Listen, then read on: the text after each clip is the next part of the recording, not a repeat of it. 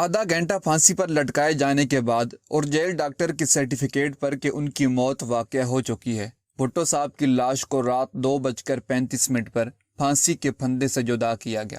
ان کی میت کو غسل دیا گیا، جس کا بندوبست وہیں کر لیا گیا تھا۔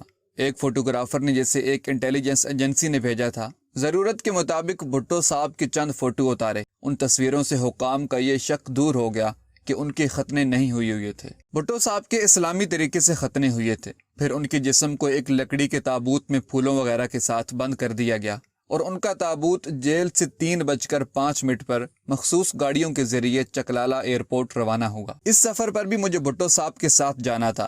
میں ان گاڑیوں کو PAF چکلالہ لے گیا، جہاں ایک VIP C-130 ہوائی جہاز ہمارے انتظار میں تھا۔ بھٹو صاحب کی میت کے ساتھ 27 پنجاب کی ایک گارد میجر اشفاق کے ماتحت جا رہی تھی، جس کو پہلے ہی تیار کر دیا گیا تھا۔ بھٹو صاحب کا تابوت میں باقی بکسوں وغیرہ کے گاڑیوں سے اتار کر ہوائی جہاز پر لادا گیا اور جہاز جیکب آباد کے لیے محو پرواز ہوا۔ جب یہ جہاز سیکسر کے اوپر پرواز کر رہا تھا، جو میاں والی کے نزدیک ہے، تو جہاز کو فنی خرابی کی وجہ سے اچانک واپس موڑ لیا گیا۔ چونکہ میں ہر چیز کا انچارج تھا، اس جہاز کے عملے کا ایک افسر کاک پٹ سے اتر کر میرے پاس آیا اور مجھے بتایا کہ جہاز میں فنی خرابی کی وجہ سے ہم واپس راولپنڈی جا رہے ہیں اور وہاں سے دوسرا جہاز آپ کو جیکب آباد لے جائے گا۔ میں نے اندازہ لگاتے ہوئے ان سے پوچھا کہ جہاز کے انجنوں میں سے کسی انجن میں چنگاری وغیرہ تو نہیں اٹھی؟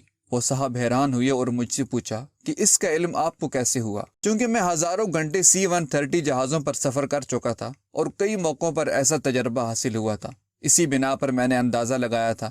بہرحال اس افسر نے مجھے بتایا کہ فکر کی کوئی بات نہیں، جس انجن میں معمولی شعلہ اٹھا تھا اس کو بند کر دیا گیا ہے اور ہم انشاءاللہ جلد بحفاظت واپس راولپنڈی محفوظ طریقے سے پہنچ جائیں گے۔ ہم واپس چکلالہ ایئر بیس پر بخیریت اترے، ورنہ ہماری قوم کو ایک کبھی نہ حل ہونے والے ہوائی حادثے سے دوچار ہونا پڑتا اور بے شمار قصے اور افسانے بیان ہوتے رہتے، اور آج میں اس بیان کو یوں سچ سچ لکھ کر قوم تک نہ پہنچا سکتا۔ چکلالہ PAF پر دوسرا C-130 طیارہ ہمارا انتظار کر رہا تھا۔ بھٹو صاحب کا تابوت اس میں سوار کر کے ہم نے دوبارہ جیکب آباد کے لیے اڑان شروع کی۔ ہم 4 اپریل کی صبح 7 بجے سے چند منٹ پہلے جیکب آباد کے ہوائی اڈے پر اترے، جہاں ایک ہیلی کاپٹر انتظار میں تھا۔ ایئر اسٹرپ پر ہی 7 پنجاب ریجمنٹ کے کمانڈنگ افسر لیفٹیننٹ کرنل محمد صادق نے مجھ سے بھٹو صاحب کا تابوت وصول کیا اور ہیلی کاپٹر میں رکھوا کر 7:30 بجے صبح نوڈیرو کے لیے روانہ ہوئے۔ گڑی خدا بخش میں بھٹو صاحب کی قبر کھودی جا چکی تھی، جس میں انہیں دفنا دیا گیا۔